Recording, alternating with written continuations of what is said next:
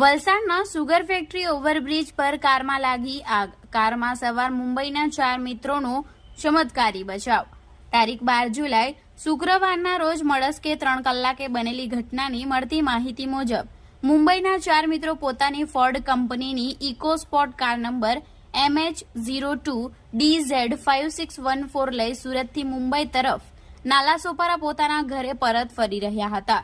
આ દરમિયાન વલસાડના સુગર ફેક્ટરી ઓવરબ્રિજ પર કાર આવી પહોંચતા ચાલકે સાઇડ મિરરમાં જોતા તેને ધુમાડો દેખાતા તાત્કાલિક કારને સાઇડમાં કરી ચેક કરતા પાછળના ભાગે કારમાં આગ લાગી હતી, જેથી તમામ મિત્રો તાત્કાલિક પોતાના કિંમતી સામાન લઈ કારમાંથી નીચે ઉતરી ગયા હતા અને જોતજોતામાં એકાએક કારમાં લાગેલી આગે ભીષણ સ્વરૂપ ધારણ કર્યું હતું, જેથી ઘટનાની જાણ વલસાડ રૂરલ પોલીસની ટીમને થતા તેઓ તાત્કાલિક ઘટના સ્થળે દોડી આવ્યા હતા અને વાહનોની અવરજવર બંધ કરાવી ઘટનાની જાણ વલસાડ પાલિકા ફાયરની ટીમને કરી હતી.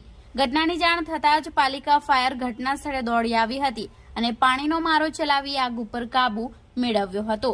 સમગ્ર બનાવમાં કાર બળીને ખાખ થઈ ગઈ હતી, જેથી ટોઈંગ વેન મારફતે તેને સાઈડે કરાવી વલસાડ રૂરલ પોલીસે વાહન વ્યવહાર સામાન્ય કરાવ્યો હતો.